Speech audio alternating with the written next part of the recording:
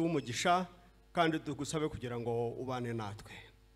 Fungura amatwi yo mu mitima yacu kugira ngo twumve ijambo ryawe kandi dutere intambwe dukore ibishimwa n'Imana kandi bigahesha umuryango nyarwanda agaciro kubwa Kristo umwami wacu.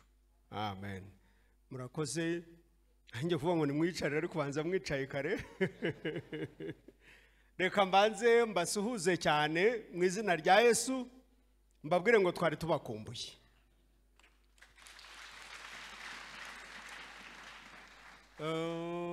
Sinzi nahoze ndeba Sky niba yabonye uwo bicarana. Okay, good. Mbanze mbazanire intashyo z'umuryango wacu, abana bacu. Murabibuka ngira ngo bose uko ari batatu, Jonathan, Rizi na Joshua. Abakuru babiri ubu ni bakuru barakora, bararangije kwiga amashuri. Jonathan ni umuganga aravura, hanyuma Rizi wa mukobwa mwibuka wari muto ubu ni umucuruzi mu mujyi wa Kigali. Nihanyurugira i Kigali ubwo yenda azamuha kubyo acuruza. Hanyuma Joshua wa wundi wo twazanye hano ari muri materineri hariya hepfo ubu ari mu mwaka wa 2 wa university. Barakuze rero. Joshua azageza imyaka 20 icyumweru gitaha. Muri byibuka ko twaje abantu bavuga ngo ariko bari abantu bafite akana gato, ubu abana barakuze. Turabashimira rero urukundo mwadukunze igihe cyose twamaze muri diocese ya Cyangugu, cyari igihe cy'urukundo ariko ruvanze n'akazi kenshi no kugira ngo dutere imbere tugeraho Imana dushaka, dukora ibikwiye bihesha Imana icyubahiro, natwe bikaduhesha ishema bari barimo kubikora. Sibyo ra? Hanyuma rero igihe cyarageze, itorero dusaba gusubira i Kigali. Abanyacyangugu benshi bamenyereye ko umuntu ugiye i Kigali avuye mu karere ka Cyangugu aba yabonye promosiyo. Ko aba yagiye gukomera. Ubwo rero abantu benshi bamaye ntuza za felicitation batubu wakomeye rwose ntusanzwe. Reka mbabwire, nagumye ndi umwepiskopi nkuko nari umwepiskopi wa diocese ya Cyangugu njya kuba umwepiskopi wa diocese ya Kigali. Impamvu ari je batoranyije nuko nari naramaze nanone imyaka myinshi ndi umunyamabanga wa diocese ya Kigali. Ubwo rero bari bamenyereye, systeme yari imenyereye, niyo mpamvu badutoranyije mu bandi. Murabyumva ra? Rero twagumye dukomeye nkuko twari dukomeye n'ubundi.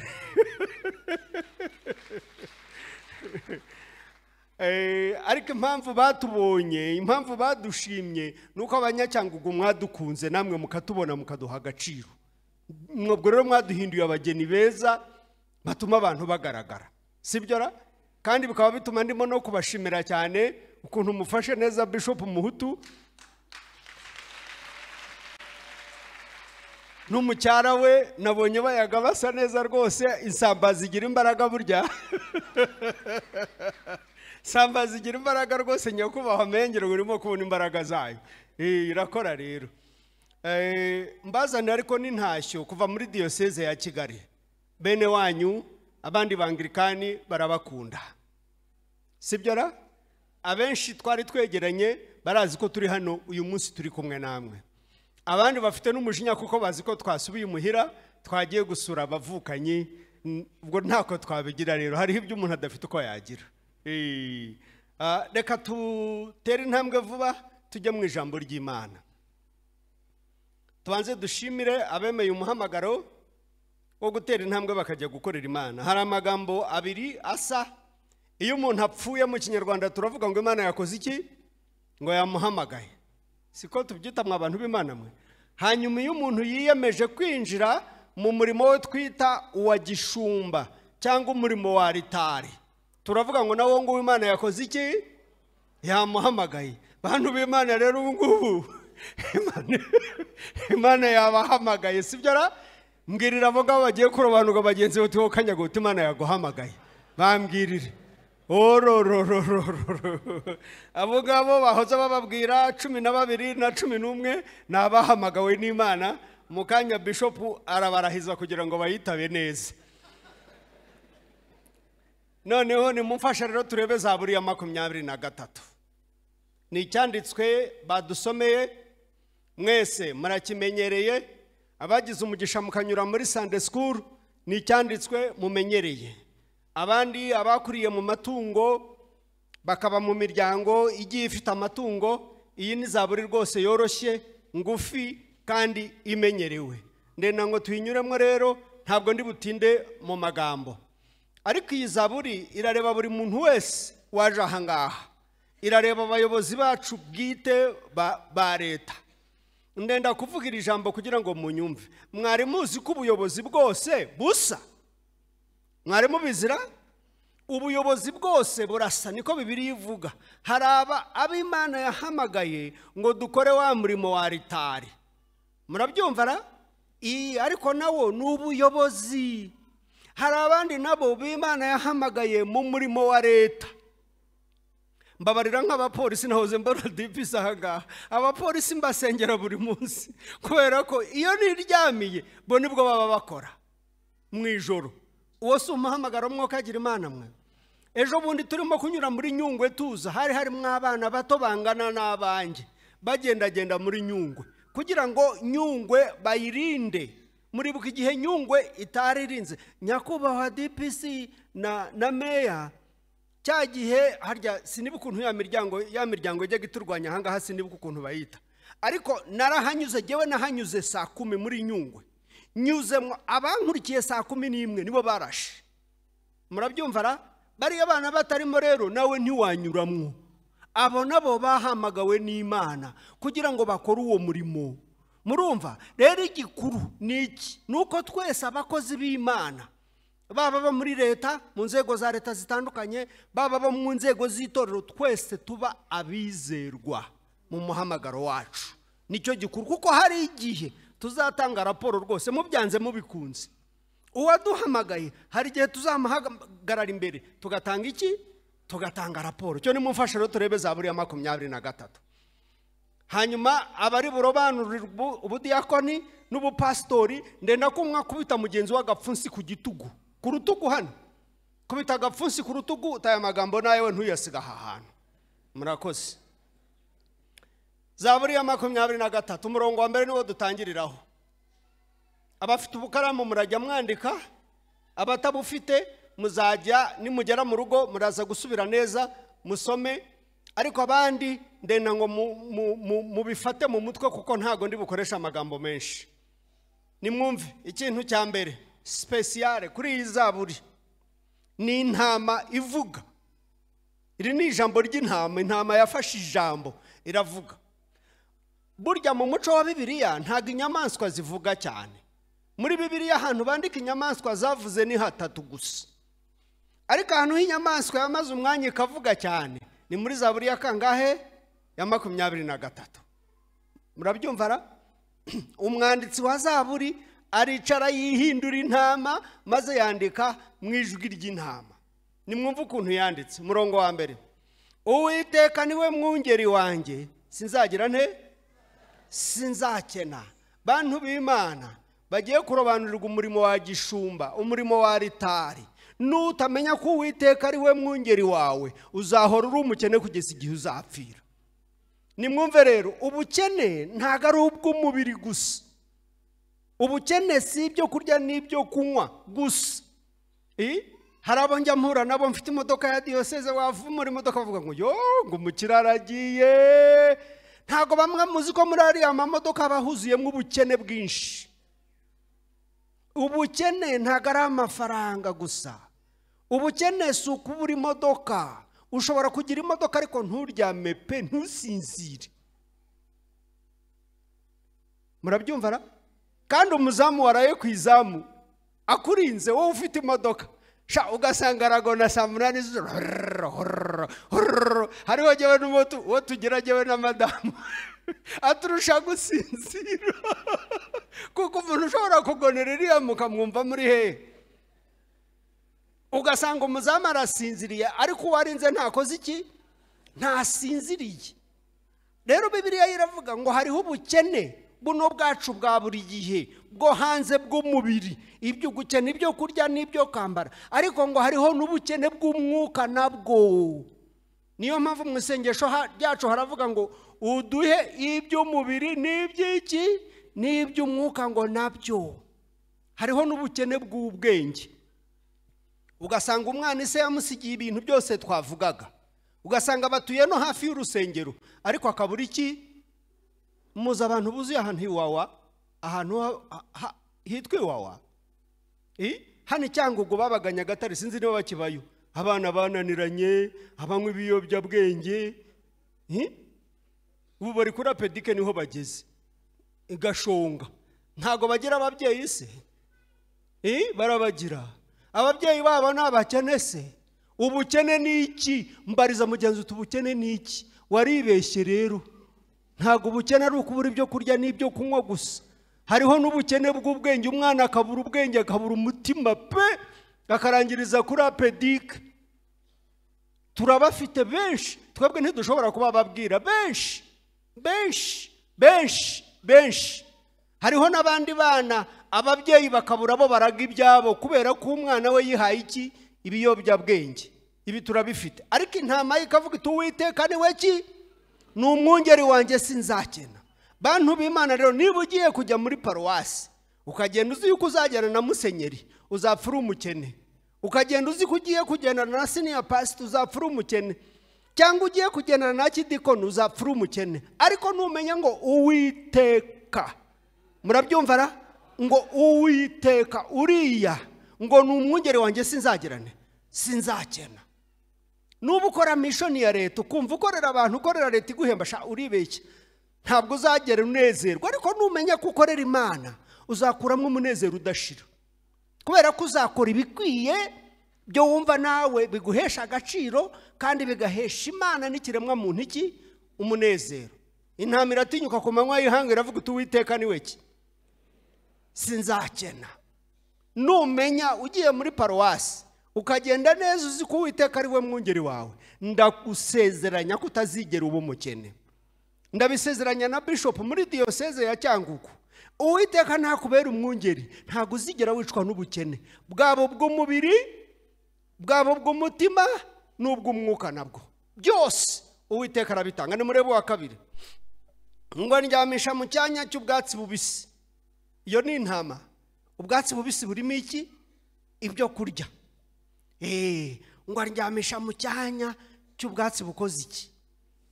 Bubisi bwo mu mwuka, bubisi bw'ubwenge, bubisi bw'umubiri. Hanyuma agakomeza akavuga ngo anjyana iruhande rw'amazi akora iki? Adasuma. Murabyumva? Noneho ni mwumva wa gatatu uwo, ngo asubiza intege mu ki? Mu bugingo bwanjye. Hari igihe ubugingo bucika intege imbaraga zikabura. Reka mbabwire akantu kamwe. Hari igihe nari mfite credit ya banka ishyushye. Muzi ko abanzi benshi bazi ko nakunze kugenda nyura amakireda atandukanye kuko nkunda kubaka no kubona ibintu bihinduka. Noneho mu gitondo kimwe umuyobozi wa banka yarampamagaye arambwira ati nkubwire nyekubaha pastori nti nari nkiri umupastori, ati naguhaye credit winsabye ubishaka none wananiwe kwishyura, ndagusezeranya ko ngiye kukugurisha nkagurisha ibyawe byose. Nagiye kumva numva icyuya giturutse hano mu gatwe k'inyuma kigera hano kwijoro, sinumva ni icyokere, ngiye ko numva amazi aratemba hehe mu mugongo. Kandi ikibazo nuko hari ku cyumweru mu gitondo cya kare.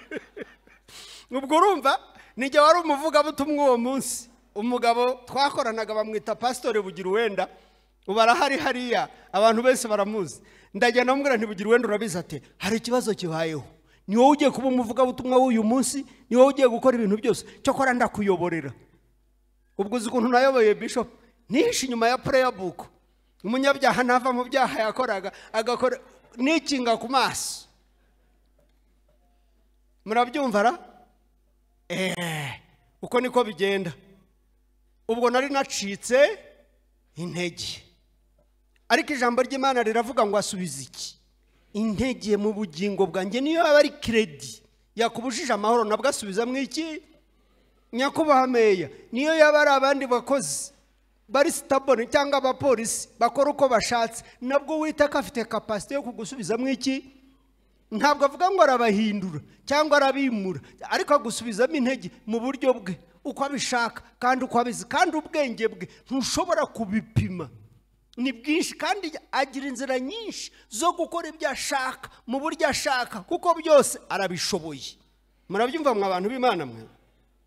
Ngasubiza intege mu bugingo bwanjye. Nimwumva ukuntu asoza uwo murongo wa 3 avuga ngo anyobora mu nzira yo kugira gute? Yo gukiranuka. Ntago ari inzira yo gukiranirwa, gukora ibibi, ibyo abantu badakunda, iby'Imana idashima, ibigawa n'itegeko yangwa asubiza intege mu buzima bwanjye, yarangiza akanyobora n'inzira ikwiye. Murabyumva ra? Reka rero mbabwire abanyacyangugu, rwose jyewe nshima Imana kubona nta kabebe mwankurikije ngo muvuge ngo dore akakana ngo musenyeri waratuye hariya ngo yagize gutya nyuze ngo akanga kubanza araka ngo nakana kitorero, niko babwita, ngo nakana kitorero. Ntabwo ari ukugira umugore mwiza gusa, oya, ubusambanyi busa n'icyaha cy'umururumba. Umururumba ntabwo ufata umuntu ushonje gusa, oya, umururumba ni icyaha cyo kudahazwa n'ibyo wariye uko bingana, cyangwa ngo uhazwe n'ibyawe. Murabyumva mwa abantu b'Imana mwe? Ndanabashimira ko muri mwese nta wankurikiranye avuga ati uyu wakoze hano imyaka hafi 8, dore icyo tumwishyuza ngiki, yantwariye akabanza, cyangwa oya. Murabyumva mwa abantu b'Imana mwe? Ntimugire ngo nuko bwabo banza bwo kurimo cyangwa ngo ntabushakaga. Nanjye narabushakaga. Nahoze shaho mbona mwarabonye n'amafaranga, mwarubatse umujyi, n'ibintu mwategereje ko ngenda kubera ko mutabikora nyiri hano. Ariko mugira ngo nari mbyanze. Ariko uyu mwungeri akwigisha kurya ibyawe akandi bikaguhaza, akwigisha gusubira iwawe mu gihe gikwiye, akwigisha kuyobora ibiro byawe uko bimeze, ugatungwa n'ibyo ufite. Murabyumva mwa abantu b'Imana mwe? Tugeze ku murongo wa 4 kandi urakomeyeho, kuko iyo ageze ku murongo wa 4 ahita ahindura imivugire. Abadikoni bacu muranyumva ra? N'abapastori, ubwo ndavuga abagiye kurobanurwa ubudikoni n'abagiye kurobanurwa ubupastori, mubwire ngo umurongo wa 4 ni uwacu. Wabimubwiye uti pastor, umurongo wa 4 ni uwacu, ko ndiwe mutababwira se? Uti dikoni bwo ngo nabagiye guhabwa ubudikoni, uti umurongo ni uwacu. Nimwumva ukuntu uvuga ngo naho nanyura mu gikombe cy'igicucu cy'urupfu sinzatinya ikibi cyose, kuko ndi kumwe nawe. Inshyimbo yawe n'inkoni yawe nibyo bikora iki? Bimpumuriza. Uyu nguyu ni umupastori, katugera aha ngaha intama ihinduke pastor ugiye muri paruwasi ikagenda imuteye ubwoba. Njye nibuka umupastori bigeze kumbwira aha ngaha, sinzi niba kiri hano hafi, uwo batumye kuri Nkombo, noneho ngo agezeyo sinzi ukuntu yashwanye n'abanyenkombo, araje agaruka kwa musenyeri aramubeshya ati musenyeri atabanyenkombo bararoga mana yanjye, ati bararoga, ati baraye bancuritse ngo bamutwaraga hejuru y'ikivugu rya ngo bamufashe utuguru ngo ibyo byatewe n'iki? N'ubwoba. Nimurangiza bagiye kubatuma mu maparuwasi. Murabyumva ra? Ntukibeshye ngo bakubwire ngo iyi paruwasi ni mbi, iyi ni nziza, iyi ngiyi igize gutya, hano bameze gutya. Ntibazakubeshye. Iyo Uwiteka ari umwungeri wawe, murabyumva ra? Iyo Uwiteka ari umwungeri wawe, ntaho utakora kandi nta cyakunanira, kandi nta paruwasi itaba nziza. Murabyumva mwa abantu b'Imana mwe? None hanga akavuga ngo naho nanyura mu gikombe cy'igicucu cy'iki cy'urupfu. Ndena ngo mwumve rero bapasitore bene bana ba mama, ntago Bibiliya ivuga ngo nta gikombe cy'igicucu cy'urupfu kibaho. Igikombe cy'igicucu cy'urupfu ni iki? Kiramenyesha ahantu hateye ubwoba, kiramenyesha ahantu hari danger, kiramenyesha ahantu mu murimo w'Imana ko duhura n'ibintu biteye ubwoba binshi bidutinyisha ra. Tekereza ubwo maze kunyura muri Nyungwe, murabyumva? N'umushoferi murabyibuka na ya modoka yacu, hanyuma hashize isaha imwe barasiramo ya mamodoka, biciramwe umukirisitu, yari umukirisitu wa Efuremu, ngira ngo yari uwa Gashonga, noneho bwakeye abandi bajya guhamba. Ubwo jyewe wahanyuze nkatekereza ukuntu isasu ryanyuraga muri bagenzi banjye, mutekereza ko numvaga ameze gute? Ariko Bibiliya ivuga ngo naho nonyura mu gikombe cy'igicucu cy'urupfu, ngo ntabwo nzatinya. Ngo kuki ntazatinyara? Ngo nzaba ndi kumwe nimubivuge cyane, nzaba ndi kumwe nawe. Nyakubahwa Bishop, ukora imirimo yawe muri Cyangugu, ugenda mu bwato mu mazi, unyura mu ishyamba rya Nyungwe na Cyamudongo n'ahandi hose, ugenda, iri jambo ntirikwiriye kuva mu gutwi, ngo nzaba ndi kumwe nawe. Wowe ugenda wumva ko nawe ari hehe? Ari ruhande rwawe. Tekereza ari kuri meya, wajya uhindukira mu biro byawe gutyo ukumva hari mu Imana, ukumva ari umwungeri wawe. Tekereza uri muri paruwasi ukumva Imana ihari iri kumwe nawe. Muziyo iyo wumva gutyo hari ibintu byinshi udakora. Icyambere, bikurinda kurya ibitari ibyawe, bikurinda gufata ibitari ibyawe, bikurinda kuvuga ibidakwiye, bikurinda gukora ibidakwiye, bikurinda kujya ahadakwiye mu gihe kidakwiye, bikurinda kureba ibyo udakwiriye kureba mu gihe udakwiriye kubireba. Murabyumva ra? Ngo niyo nanyura mu gikombe cy'igicucu cy'urupfu, ngo sinzatinya ikibi icyo ari cyo cyose. Tuje Cyangugu, twari tuvuye i Kigali, abenshi murabyibuka. Abantu barambwiye baturagiye, bataho niho baciriye umwami w'i Rwanda. Batubu nabo bakoze iki? Batabangirikana uku niko baca abantu. Batubu baraguciye, uragiye wowe ukanyagowe ntuzagaruka, ugiye kumera nka bene wanyu. Urabyumva? Ubwo barimo kundemamo iki? Ubwoba. Barimo kundemamo ubwoba.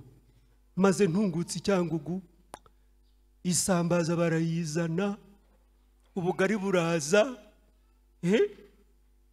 ibitogosheje, ibishyushye, amafiriti. Ahangaha se hano mereye uruharara, ibintu bimera neza. Ni mu mpera Imana yacu icyubahiro. Ndongera nsubira i Kigali amahoro n'umugore wanjye n'abana banjye. None twagarutse kandi tuzanagaruka. Ndetse ni mutitonda muzabona turimo kubyigana ku misozi duturanye. Murabyumva?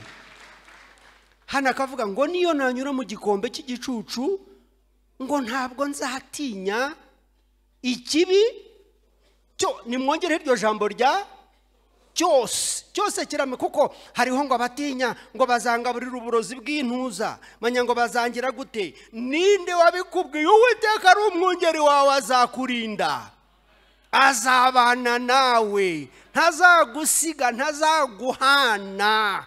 Uwiteka ari umwungeri wawe. Iyo urwaye urakira. Iyo iteka ari umwungeri wawe, ntabyo adakora. Ndababwiza ukuri. Nimwumva ariko ikibitera ngo sinzatinya ikibi cyose, impamvu adatinya ni iyihe? Nuko ari kumwe nawe. Muribuka? Reka tubanze tuganire. Abo hambere ab'iki gihe se ntago mubizi, ariko ab'igihe cyacu twajyaga tujya kuvoma amazi ku migezi. Ababyeyi bacu bari bazi ubwenge, maze bakakubwira ngo irukanka, ngo fata irukanka ujye kuzana amazi, ngo ngiye guhagarara ahangaha nanjye nkurebe, nta muntu uri bukuvugeho, nta n'ikiri bugufateho, ngo ngahirukanka. Ukirukanka wagera imbere hariya, ngo nturako nkureba, ngo uranyumva. Ubwo ni kurimo kumanuka. Koko se barahahagaraga bagumaga batureba? Ariko ukagenda wizeye ko umubyeyi wawe mukoze iki, kandi koko mwabaga mujyanye. Ukirukanka ukavoma vuba vuba, kubera ko uwo mu rugo yakubwiye ngo mukoze iki, murajyanye. Bantu b'Imana rero mugiye gutumwa none ahangaha, ndenda ngo mbabwire ikintu kiri special mugifate. Nibamara kubatuma hano, muragomba kumenya ko mutagiye kugenda mwenyine. Murabyumva? Ntabwo mugiye kugenda mwenyine. Oya, muzagenda mwibuke ngo mwajyanye na kidikoni, mwibuke ngo mwajyanye na musenyeri. Ariko ikiruta byose, Uwiteka mukoze iki, mujyanye nawe. Ngo niyo nanyura mu gikombe cy'igicucu cy'urupfu, sinzatinya ikibi cyose. ngo kuko akoze iki ari kumwe nanjye. Nta kintu cyiza gisubiza intege mu buzima bw'umuntu nko kumva ko Uwiteka ari kumwe nawe, agendana nawe. Nimwumve rero ukuntu asoza uwo murongo wa 4.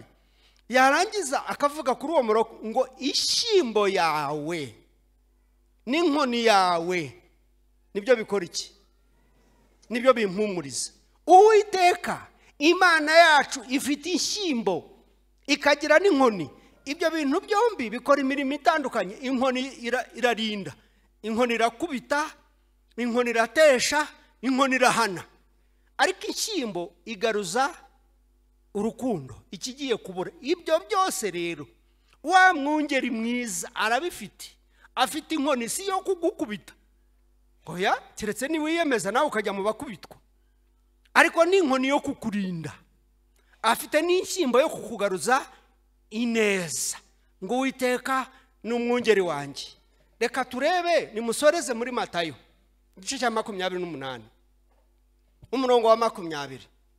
Twari buhere kuri 16, ariko ntabwo twabona umwanya wo gusubira muri iyi ngiyi, kuko ndenda ngo vuba barekure bano badikone, barekure n'abapastori, mwirukanye mugiye gukora akazi ko wabahamagaye, kubera ko Uwiteka azaba ari kumwe namwe. Kandi ngo igihe cyose, ntabwo ari kuwa gatandatu cyangwa ku cyumweru gusa, cyangwa bimeze neza gusa. Ikintu nenda ngo muvangure, ntabwo avuga ko nta gikombe cy'igicucu cy'urupfu kitazabaho. Ibyo bikombe bibaho, nabyo ni pati y'ubuzima. Turarwara, turarwaza, turapfusha, turahinga, izuba rikabyica ntibyere, cyangwa abandi bakonerwa n'utunyamaswa. Ibintu bitandukanye bigenda biza. Ni Matayo 28 umurongo wa 20, ntago ari wa 23, umurongo wa 20. Nimurebe ukuntu Yesu asezeranye intumwa ze. Ubwo turahera kuri aba badikoni bari hano uyu munsi n'abapastori. Nimwebwe ntumwa za Yesu. Nushatse nahera ku wa 16 ngo nuko abigishwa 11 bagigarira ku musozi Yesu yabategetse. Bamubonye baramupfukamira, ariko bamwe barashidikanya. Abo bashidikanya n'ubu baracyahari rwose, barahari. Wa 18 ngo nuko Yesu arabegera avugana n'abati, nahawe ubutware bwose mu ijuru no mu isi. Wa 19 nuko mugende muhindure abantu bose mu mahanga yose abigishwa, mubabatize mu izina rya Data wa twese n'iry'Umwana n'iry'Umwuka wera. Umurongo wa 20 mubigishe kwitondera ibyo nababwiye byose. Nimwumva uko asoza, kandi dore ndi kumwe namwe iminsi yose kugeza ku mperuka y'isi. Ngo dore ndi kumwe namwe. Muragiye ariko ntabwo mugiye mwenyine, nanjye ndi kumwe namwe. Ntabwo mugiye mwenyine, nanjye mbari iruhande, nanjye mbari inyuma, nanjye mbari imbere. Haleluya! Nanjye ndi kumwe namwe, ntabwo mugiye mwenyine. Ugiye muri paruwase, amaparuwase yacu yose hafi arafunze, ariko nubwo afunze, ngiye mbwira abantu, mwari muzi ko hafunze inzu zisengerwamo, ariko paruwase zacu zikoze iki? Zirafunguwe.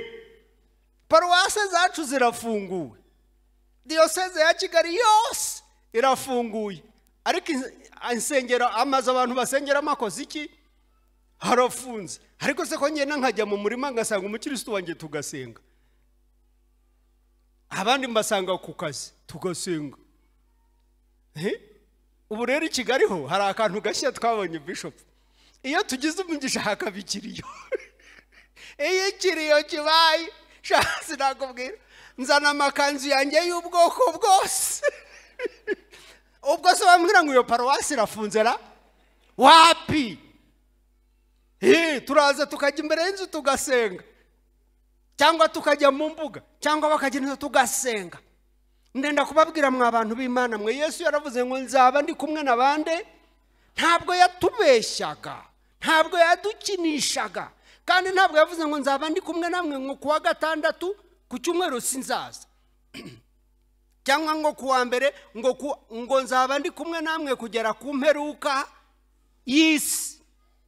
Nimwumve rero, iyo avuze ngo kugera ku mperuka y'isi mwiyobokamana muri siyologi, kugera ku mperuka y'isi bifite icyo bimenyesha uhereye cya gihe ikanisa yatangiraga, itorero ryatangiraga, kugeza igihe se azakora iki? Azagaruka ngo azaba ari kumwe natwe sha. N'ubu ngubu ari hehe? Ari kumwe natwe. We nibumva atari kumwe nawe ni akazi kawe, ngewe ari kumwe nanjye. Reka mbabwire, niba Uwiteka atabanaga n'abantu be, bantu ba Cyangugu ntago nakabaye nagarutse, ntago byari gushoboka. Hagati aha kuvana nava kugera uyu munsi habaye byinshi, haba hano cyangwa iyo twagiye habaye iki, ariko Uwiteka niwe mwungeri wanjye, andyamisha uruhande rw'amazi adasuma, asumiza intebe rye mu bugingo bwanjye. Niyo nanyura mu gikombe cy'igicucu cy'urupfu sinzatinya ikibi icyo ari cyo cyose, kuko azahora ari kumwe nanjye. Zamura ukuboko kwawe k'uburyo dusenge. Uri Imana yumva amasengesho, uri se w'umwami wacu Yesu Kristo. Warababwiye uti nimugende, ariko nanjye ndi kumwe namwe. Turenda gusengera abagiye kurobanurwa mu kanya mu izina rya Yesu, kugira ngo ijambo ryawe rivuga ngo nzaba ndi kumwe nawe risakuze mu matwi y'imitima yabo, baryumva Uwiteka babwira ati nzaba ndi kumwe namwe, ndi kumwe namwe, nzabajya inyuma, nzabajya iruhande, nzabarinda mu zuba, nzabarinda mu mvura, sinzabasiga, sinzabareka, sinzabahana. Ndasengera buri muntu wese uri hano igitondo cy'uyu munsi mu izina rya Yesu, ngo yumve kuri kumwe nawe. Haba hari uri mu bihe bigoye, yumve kuri kumwe nawe. Haba hari uri mu bihe bimuyobeye atazi icyo gukora, yumve ko uhari. Utimutse, utarwaye, utagiye, uhari. Utinza niyo wanyura muri cya gikombe cy'igicucu cy'urupfu, ngo ntago nzatinya ikibi icyo ari cyo cyose, ngo kuko ndi kumwe nawe. Yumve ko hari, yumve ko kandi uzamukura muri icyo gihe. Ngo igikombe cy'igicucu cy'urupfu ngo tukinyuramwo, ntitugituramwo, ntitugihoramwo, tukinyuramwo n'inzira tunyuramwo gusa. Ejo tuzisanga mu gikombe cy'ijuru n'umunezero n'ibyo kunywa n'ibyo kurya. Mu izina rya Data wa twese n'iry'Umwana n'iry'Umwuka wera. Amen.